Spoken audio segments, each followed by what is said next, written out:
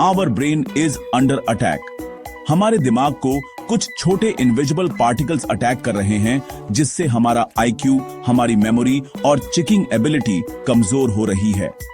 क्या आपको भी कभी ब्रेन फॉग जैसा महसूस होता है, या फिर स्लो चिंकिंग, या फिर ऐसा लगता है जैसे चीजें ठीक से याद ही नहीं रहती?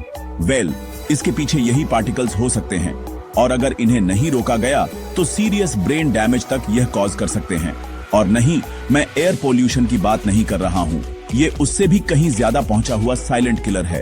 ये छोटे पार्टिकल्स हर जगह, आपके कपड़ों में, आपके खानों में, पानी में, हवा में, फर्नीचर में, हर जगह। और यह हमारे खून के जरिए हमारे दिमाग, हार्ट, लिवर और अन्य ऑर्गन्स तक पहुंचकर उन्हें डिस्ट्रॉय कर रहे हैं। यह पार्टिकल्स है माइक्रोप्लास्टिक्स। और लेटेस्ट रिसर्चेस के अनुसार आपके और मेरे जैसे एक आम इंसान के दिमाग से एक पूरे क्रेडिट कार्ड जितनी मात्रा में प्लास्टिक्स मिल रहे हैं। इन इमेजेस को जरा ध्यान से देखना।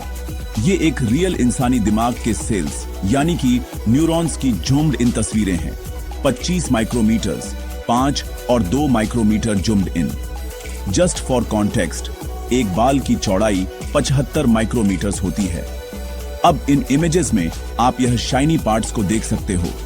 यह प्लास्टिक के छोटे छोटे पार्टिकल्स माइक्रोप्लास्टिक्स हैं, मोर स्पेसिफिकली नैनोप्लास्टिक्स। देखना, इन्हें जब और झूम इन किया गया 200 नैनोमी के रेंज में, तो यह तस्वीर निकली। यह नुकीले धार से दिखने वाले 200 नैनोमीटर से भी छोटे प्लास्टिक के टुकड़े नैनोप्लास्टिक्स हैं, जो हर एक इंसान के दिमाग के सेल्स में भरे हुए मिले। इस एपिसोड को जानने के लिए इस वीडियो को एंड तक जरूर देखना। तो एक बार लाइक का बटन दबा के आज्ञा दो तो वीडियो चालू करें। दबा दिया? तो सब्सक्राइब का है बगल में, वो भी दबा दो। वो भी दबा दिया? चलिए शुरू करते हैं एक और नए एपिसोड को। माइक्रोप्लास्टिक्स बेसिकली प्लास्टिक के वो टुकड़े हैं जिनका साइज माइक्रोमीटर से 5000 माइक्रोमीटर तक का होता है। यूजुअली ये छोटे नमक या हल्दी के दाने जितने होते हैं, और नैनोप्लास्टिक्स का तो साइज इनसे भी 50 से 500 गुना छोटा, 1 से 1000 नैनोमीटर्स का होता है।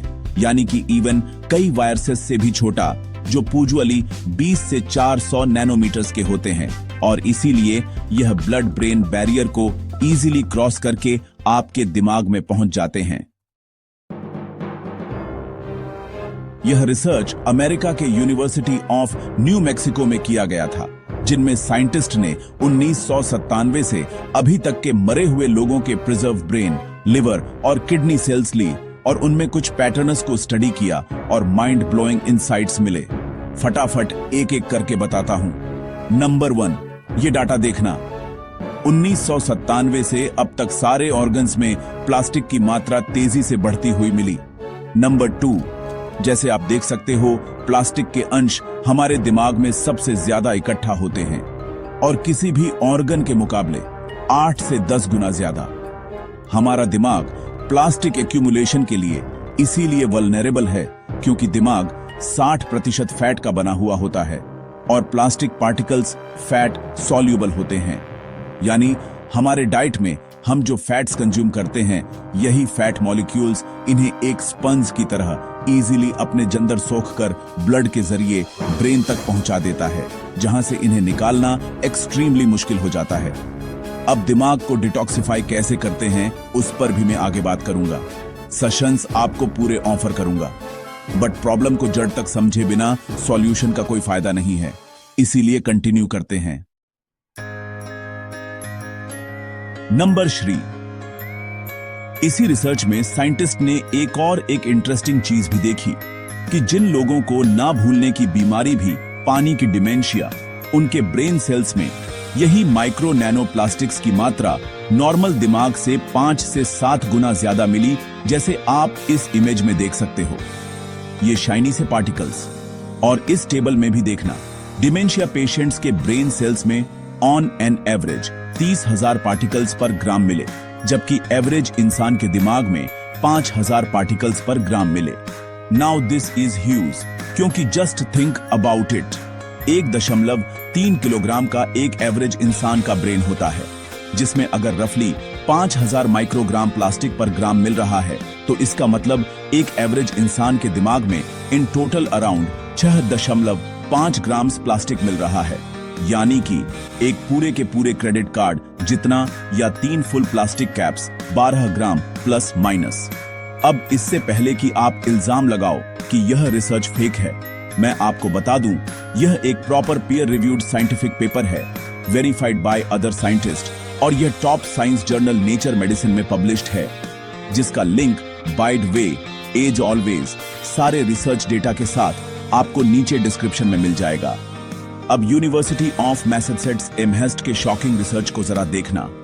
सिर्फ 1 साल में न्यूबॉर्न बेबीज तक 1,70,00,000 IQ पॉइंट्स को लूज कर रहे हैं, जस्ट बिकॉज उनका दिमाग इन्हीं माइक्रोप्लास्टिक्स के वजह से ठीक से डेवलप ही नहीं हो पा रहा, जिससे 27 लाख करोड़ वर्ष के प्रोडक्टिविटी का नुकसान हो रहा है।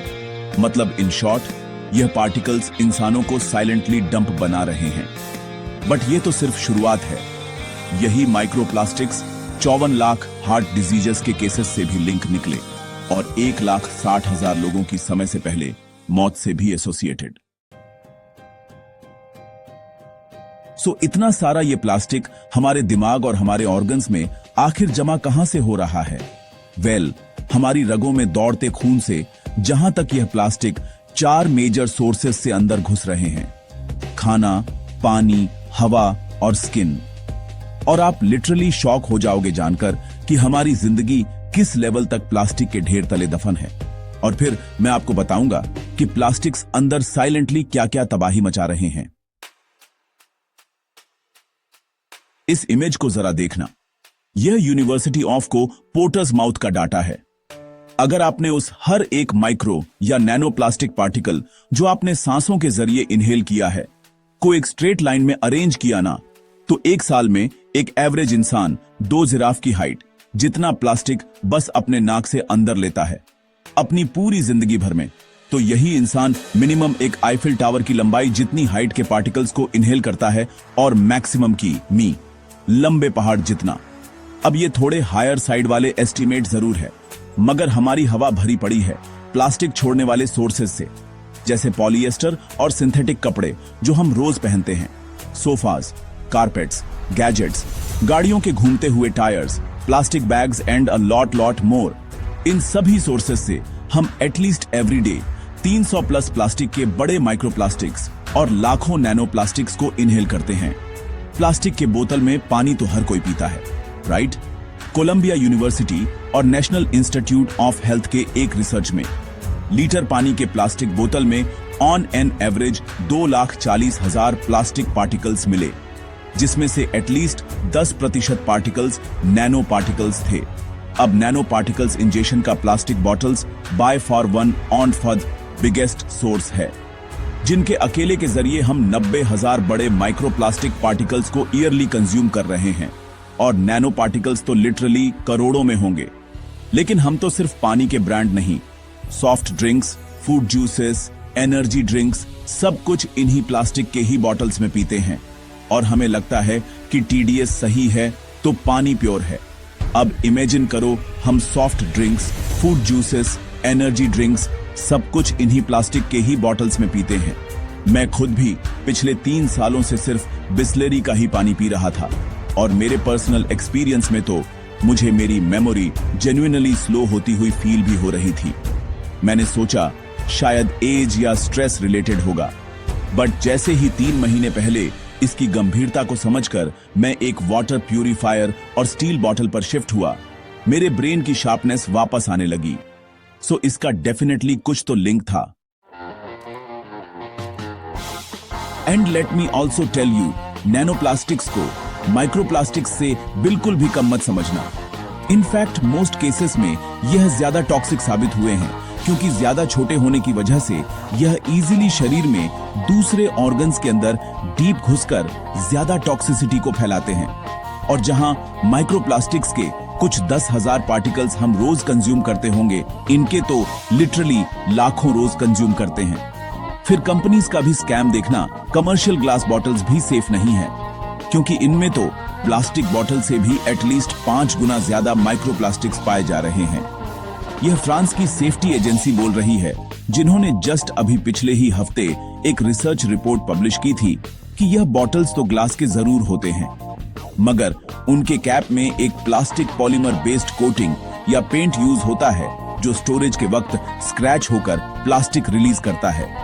यह टेबल बताता है कौन से ड्रिंक्स अफेक्टेड है, और यह तो इन्होंने सिर्फ माइक्रोप्लास्टिक्स का ही डाटा बताया, नैनो प्लास्टिक्स का नहीं, वरना नंबर हमेशा की तरह लाखों में होते हैं।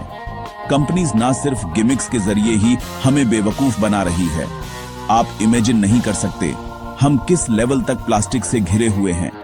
इवन सीमिंगली बायोडिग्रेडेबल मटेरियल्स से बनी चीजों में भी माइक्रोप्लास्टिक्स मौजूद है, और कंपनीज के यही स्कैम्स हम डिटेल में डिस्कस करेंगे। लेकिन उससे पहले, अगर ये माइक्रोप्लास्टिक्स हमारे ब्रेन पावर को कम कर रहे हैं, तो अपने ब्रेन पावर और मेमोरी को बढ़ाने का एक रिसर्च बैक तरीका है। जैसे पेपर कप्स का कॉन्सेप्ट।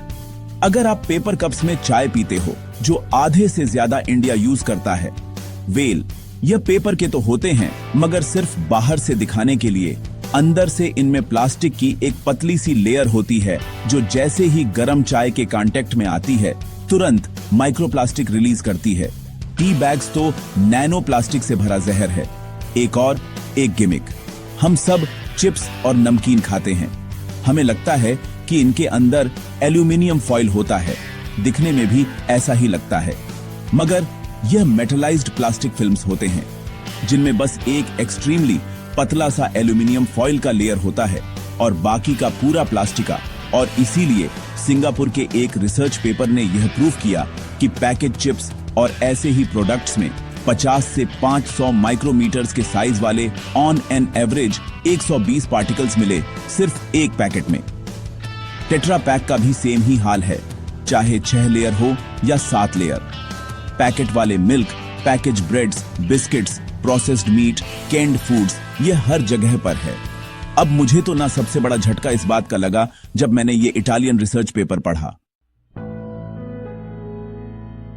इसमें पहली बार खेत में उगाए जाने वाले 18 फ्रूट्स और वेजिटेबल्स के सैंपल्स लिए गए और भरली एनालाइज किया गया, और पता चला कि इनमें तक भारी मात्रा में माइक्रोप्लास्टिक्स मिल रहे हैं। यह देखना फ्रूट्स जैसे एप्पल्स और पेयर्स में हाईएस्ट क्वांटिटी में मिले, और वेजिटेबल्स जैसे लेट्यूस में लोएस्ट।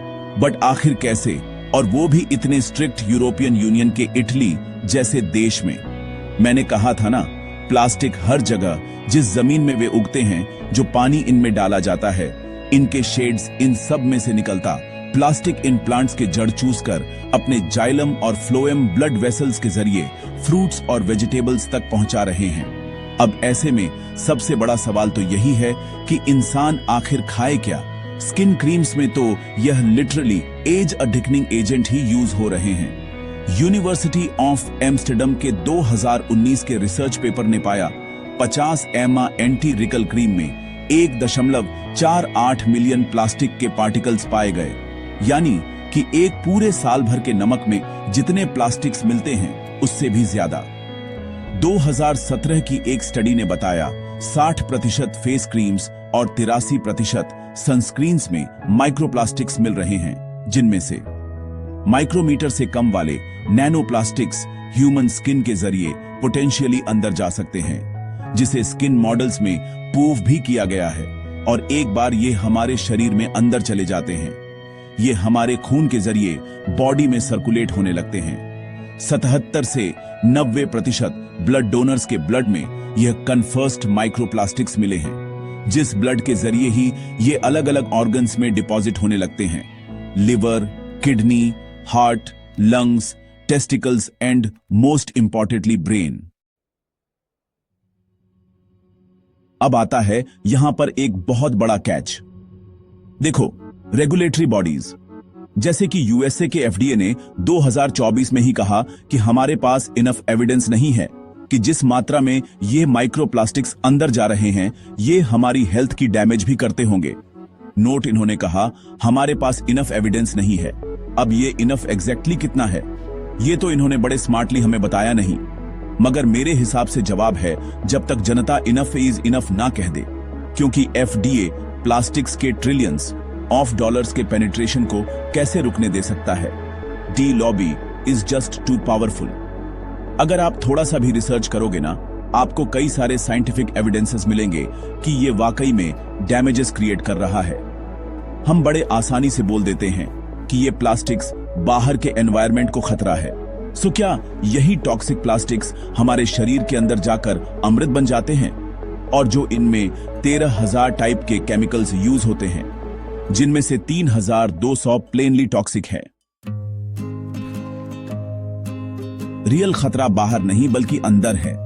2024 में ही new England journal of medicine ने यह प्रूफ किया विद एविडेंस कि वो हार्ट पेशेंट्स जिनके हार्ट ब्लॉकेजेस में माइक्रो और नैनो प्लास्टिक्स की मात्रा ज्यादा पाई गई, उन्हें ट्रीटमेंट के बाद भी हार्ट अटैक या स्ट्रोक का रिस्क 2.1 से 4.5 टाइम्स ज्यादा था, विच इज ह्यूज। और क्यों नहीं होगा?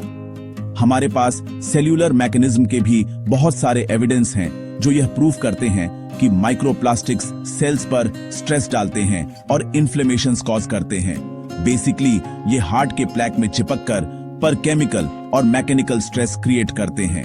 इन दोनों एक्टिविटीज की वजह से हमारे सोल्जर सेल्स एक्टिवेट हो जाते हैं। वहां पर दो चीजें करते हैं, नंबर 1 उनका ऑक्सीडेशन और आरओएस डैमेज, और नंबर 2 वहां जो इन्फ्लेमेशंस क्रिएट करते हैं, जिससे इंटर्न प्रोटीनस और प्लैक के क्लॉट्स फॉर्म होने लगते हैं, जो एग किस्टिंग प्लैक के साथ मिलकर ब्लॉकेजेस को वर्स्ट बना देते हैं और हार्ट अटैक्स कॉज कर सकते हैं।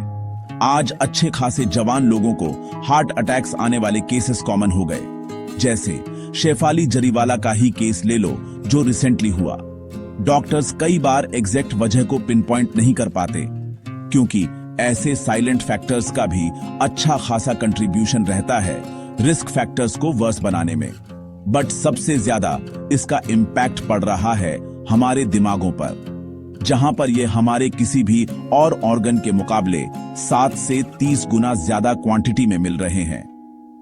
दिमाग में बड़े माइक्रोप्लास्टिक्स नहीं बल्कि 50 से 200 नैनोमीटर्स के नैनोप्लास्टिक्स जमा हो रहे हैं। देखो, हमारे दिमाग के न्यूरॉन्स ना एक पतले से बैरियर से प्रोटेक्टेड होते हैं जो ब्लड वेसल्स और न्यूरॉन्स के बीच में होता है, और ये बैरियर डेंजरस टॉक्सिन्स को न्यूरॉन्स में एंटर करने से रोकता है, वरना न्यूरॉन्स डैमेज हो जाएंगे या फिर इलेक्ट्रिकल एक्टिविटी बिगड़ जाएगी। बट ये नैनोप्लास्टिक्स इतने छोटे होते हैं कि हमारे इस ब्लड ब्रेन बैरियर को भी इजीली क्रॉस करके न्यूरॉन्स में न्यूरोडनमेशन कॉज करते हैं, जो उन्हें फिजिकली डैमेज कर सकता है। अब ऑफ कोर्स इसे टेस्ट करने के लिए हम इंसानों पर, जिंदा इंसानों पर तो एक्सपेरिमेंट नहीं करेंगे। इसीलिए साइंटिस्ट ने कई एक्सपेरिमेंट्स जिंदा चूहों के दिमागों पर किया और रिजल्ट्स अलार्मिंग है। चूहे जो पानी के जरिए माइक्रो नैनो प्लास्टिक्स को पी रहे थे, उनमें मेमोरी लॉस और थिंकिंग डिक्लाइन जैसे सिम्टम्स बस 3 हफ्तों में दिखने लगे। 2025 के एक रिसर्च एक्सपेरिमेंट ने जिंदा चूहों के शरीर में माइक्रोप्लास्टिक्स को इंजेस्ट किया और ब्रेन परफॉर्मेंस को रियल टाइम में ट्रैक किया। उन्हें कुछ मेमोरी रिलेटेड टेस्ट को देकर इन चूहों ने मेजरेबली बुरा परफॉर्म किया। मगर अच्छी खबर यह थी कि इस प्लास्टिक के सिस्टम से क्लियर होने के बाद इनके दिमाग का फंक्शन नॉर्मल होने लगा। वी मीन्स प्रॉपर केयर और ट्रीटमेंट से इन्हें डिटॉक्सिफाई भी किया जा सकता है और ब्रेन पावर को वापस से लाया जा सकता है, which is a great news. और हम आगे बात करेंगे ये कैसे हो सकता है। बट सिर्फ मेमोरी ही इफेक्ट नहीं होती, बल्कि अलग अलग एक्सपेरिमेंट्स में ये प्रूव हुआ इनका स्पेशल इंटेलिजेंस पानी, कि इनका मेज सॉल्व करने का इंटेलिजेंस, मोटर मूवमेंट्स पानी, इनकी मूवमेंट की एबिलिटी भी इफेक्ट हुई। इनफैक्ट कईयों को तो डिप्रेशन होते हुए भी देखा गया और डिमेंशिया का केस का कॉरिलेशन तो हमने इंसानों में ही देख लिया था। और हमें मैकेनिज्म भी पता है कि ऑक्सीडेटिव स्ट्रेस से क्रॉनिक न्यूरोइन इन्फ्लेमेशंस कॉज करके न्यूरॉन्स को डैमेज करते हैं। अच्छा, यही स्ट्रेस प्रोटीन्स के स्ट्रक्चर्स को भी एबनॉर्मल बना सकता है, जिसे प्रोटीन मिसफोल्डिंग कहते हैं। और ब्रेन डिसऑर्डर्स जैसे अल्जाइमर्स, पार्किंस, स्किफ्रेनिया में यही तो होता है। इन्फ्लेमेशंस और प्रोटीन मिसफोल्डिंग के वजह से न्यूरॉन्स का फंक्शन कॉम्प्रोमाइज हो जाता है, जो फिर इंटर्न न्यूरोट्रांसमीटर्स जैसे डोपामिन, सेरोटोनिन, एसिटाइलकोलिन एटसेट्रा का भी डिसफंक्शन क्रिएट करता है और पेशेंट में साइकोलॉजिकल प्रॉब्लम्स होने लगते हैं। अब डॉक्टर्स तो यहाँ पर मजे में दवा देकर साइकोलॉजिकल सिम्टम्स को मास्क कर लेते हैं, मगर डैमेज न्यूरॉन्स अनफॉर्चुनेटली वापस हील नहीं हो पाता जब तक स्ट्रेस के रूट कॉज को फिक्स नहीं किया जाए, जिनमें से एक कंट्रीब्यूटर यही नैनोप्लास्टिक्स हो सकते हैं। पार जब क्रेडिट कार्ड जितने लेवल्स में दिमागों में से ये मिल रहे हैं, क्या यह कंसर्निंग नहीं है? सिर्फ क्लीन प्लास्टिक भी न्यूरोइन्फ्लेमेशंस कॉज करते हैं। यह तो ऑलरेडी माउस स्टडीज ने भी प्रूव कर लिए।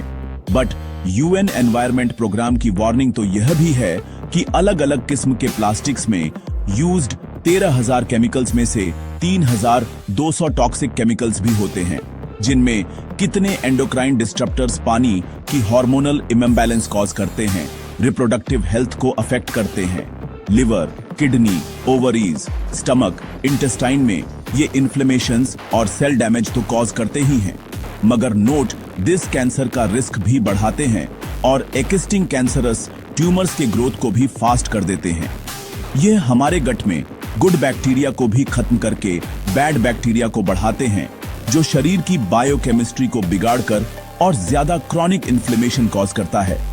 And I can go on and on, but I think इनके डैमेज का प्राइमरी मैकेनिज्म आप अभी समझ चुके हो, और यह भी समझ चुके हो कि हमारी दुनिया लिटरली प्लास्टिक के ढेर तले दबी हुई है। Pieces of plastic are choking the very life blood own of our अर्थ।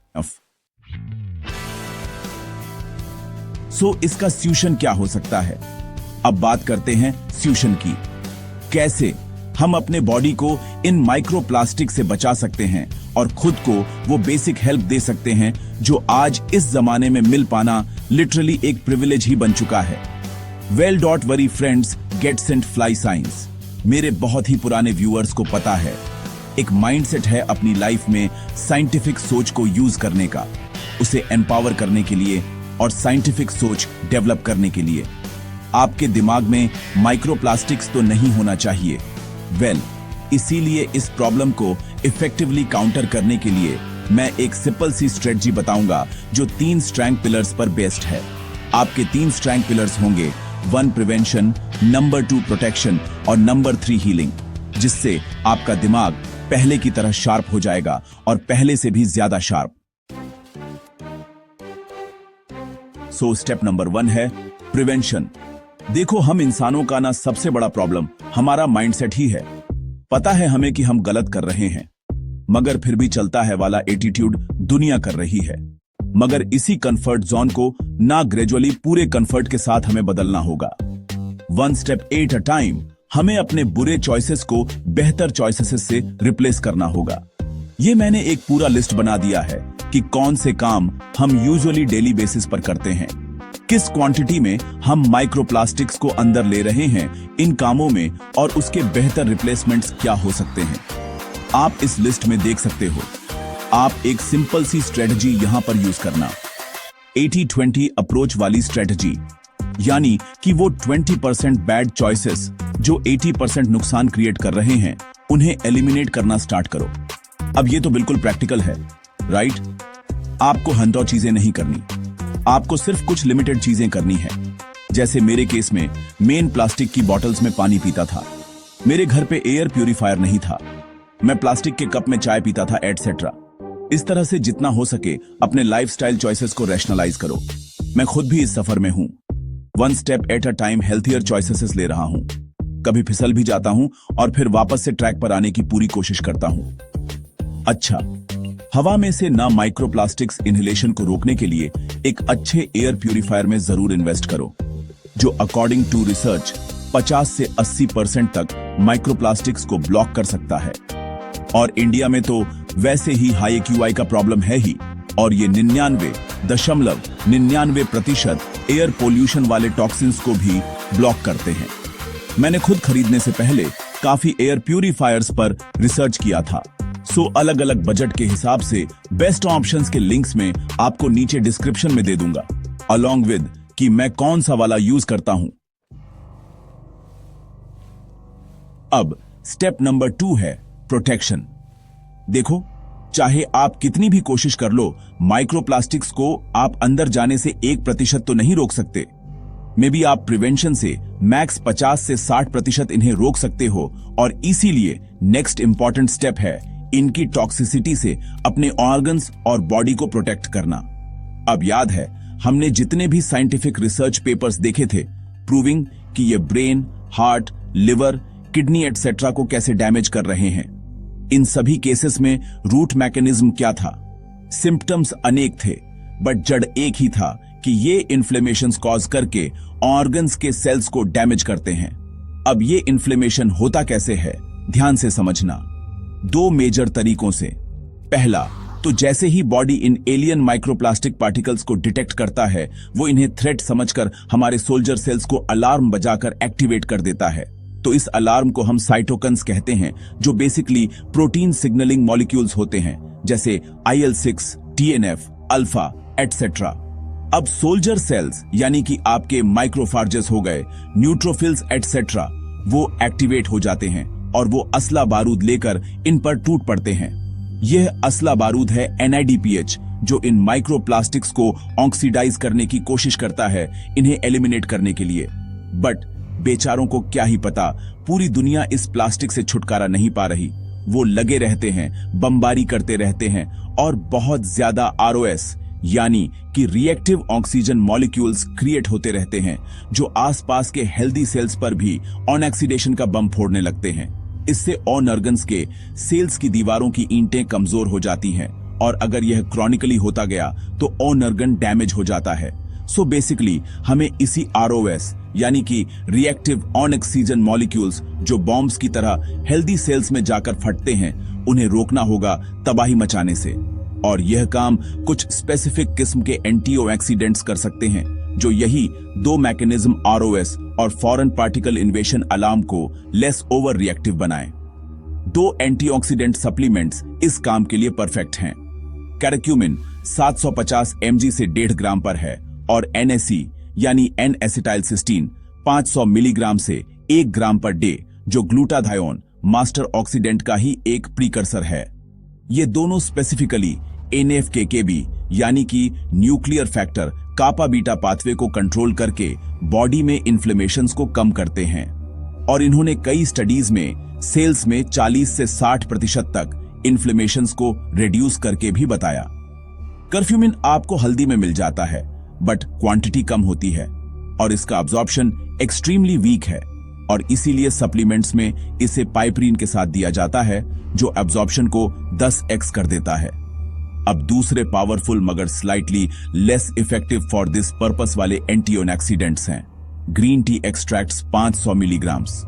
उसमें EZCG होता है, जो एपिगेलोकैटेचिन है 500 milligram, astaxanthin 4 milligram to 12 milligram, और coenzyme Q 1000 milligram to 300 milligram. मेरे हिसाब से ग्रीन टी एक्सट्रैक्ट्स, NAC और कैरक्यूमिन एक किलर कॉम्बो होगा, जो इन्फ्लेमेशन से प्रोटेक्शन के साथ फैट लॉस जैसे बेनिफिट्स भी प्रोवाइड करेंगे। मैं पर्सनली भी इन्हें लेता हूं, और आपको proper lab tested original supplements ही लेना चाहिए, जो मैंने काफी रिसर्च और वेरिफिकेशन करके ढूंढा था लेने से पहले, और जो काफी चीप भी है। डिस्क्रिप्शन में मैं आपको इनके लिंक्स दे दूंगा अगर आपको लेना हो तो। अच्छा, क्रॉनिक इन्फ्लेमेशन WHO के हिसाब से ना 70% गंभीर डिजीजेस का भी रूट कॉज है। क्या आपको पता था ये चीज? वेल, मैंने एक फुल डिटेल्ड वीडियो इस पर ऑलरेडी बनाया है, जो आई हाईली सजेस्ट। इसके बाद आप एक डीपर पर्सपेक्टिव के लिए आपको देखना चाहिए, क्योंकि हार्ट अटैक्स, कैंसर्स, डायबिटीज जैसे सैकड़ों बीमारियों के पीछे यही साइलेंट कॉज है, और माइक्रोप्लास्टिक्स भी देखो इसे ही तो ट्रिगर कर रहा है। अब बात करते हैं फाइनल स्टेप की, जो है हीलिंग।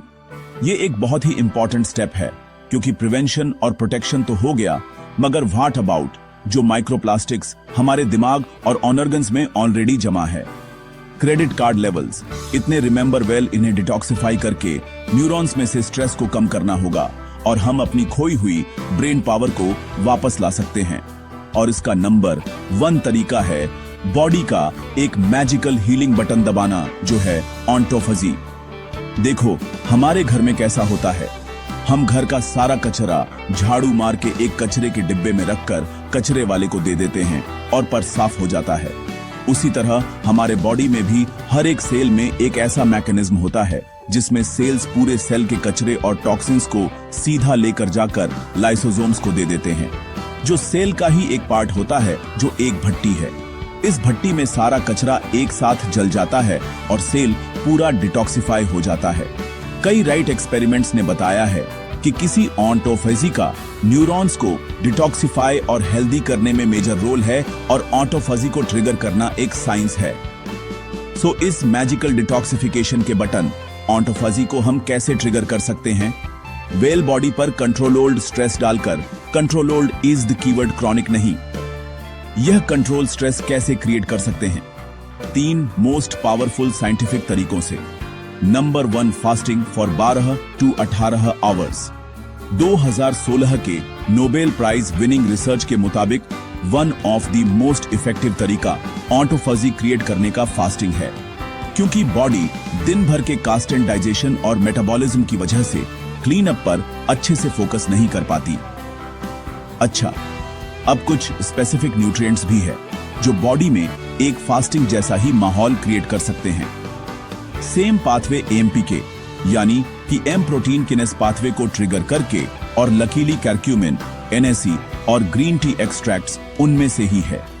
इसी डबल इफेक्ट की वजह से मैंने इन्हें सेलेक्ट किया था, बट इनके और भी 15 से 20 बेनिफिट्स अलग भी है। अच्छा, berberine, green coffee, bean extracts, alpha lipoic acid, ऐसे कुछ और न्यूट्रिएंट्स हैं जो सिमिलर इफेक्ट्स दिखाते हैं। AMP के पैथवे को ट्रिगर करके ऑटोफेजी के डिटॉक्स को इनिशिएट करते हैं।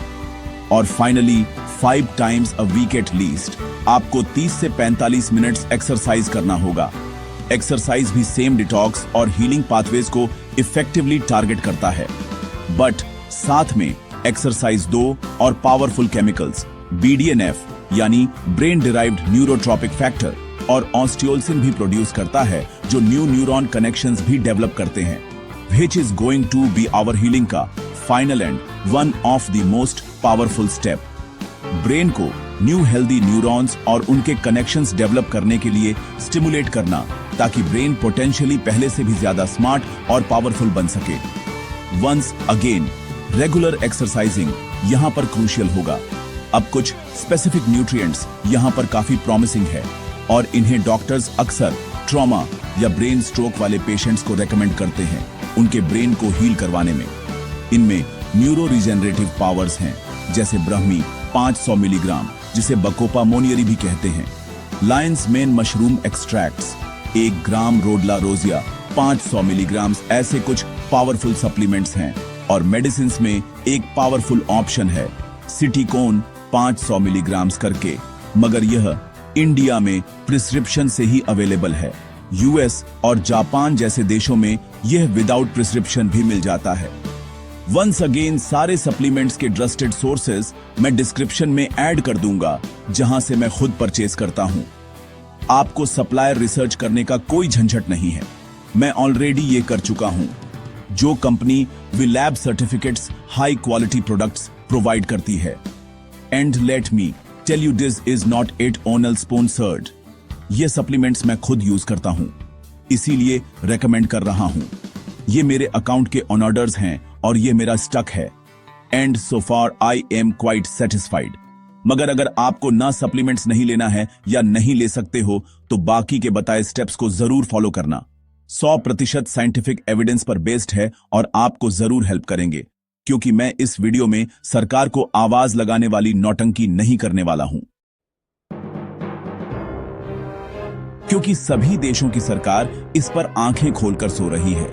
हमें कहानी सुना दी जाती है कि प्लास्टिक वेस्ट हेवीली रिसाइकल होता है, पोल्यूशन नहीं फैल रहा है, मगर UN एनवायरमेंट प्रोग्राम की 2022 की ये रिपोर्ट देखना, दुनिया भर में सिर्फ 9% प्लास्टिक ही रिसाइकल होता है। 12% को जला दिया जाता है, जो टॉक्सिक गैसेस बनकर हम इनहेल करते हैं, और बचा हुआ 69% प्लास्टिक गड्ढों में और समुद्रों में डाल दिया जाता है। 2040 से 2050 तक प्रेडिक्शन है कि समुद्र में मछलियों से ज्यादा प्लास्टिक्स होगी। इस एरिया पर जरा नजर डालना।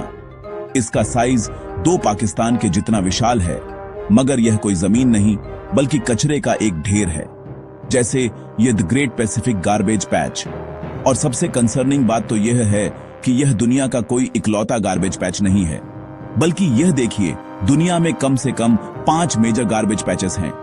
And guess what? जितनी लापरवाही हमने प्रकृति के साथ की है ना, उस बोए हुए बीज का फल आज लिटरली हमें अपने फलों में मिल रहा है, अपने फसलों में मिल रहा है, और यह सिलसिला चलता रहेगा। आप और मैं इसे नहीं बदल सकते, मगर हम अपने बेहतर चॉइसेस और लाइफस्टाइल से अपनी हेल्थ और अपनी जिंदगी जरूर बदल सकते। It just takes a little bit of effort, one step at a time. जय हिंद। उम्मीद है आपको मिस्टीरियस टीवी का यह एपिसोड आपको बहुत पसंद आया होगा। मिस्टीरियस टीवी को जरूर सब्सक्राइब करना और हाँ, शेयर भी करना अपने दोस्तों के साथ। आप लोगों के प्यार भरे कमेंट और लाइक का बहुत बहुत शुक्रिया। मिलते हैं अगली शानदार वीडियो में।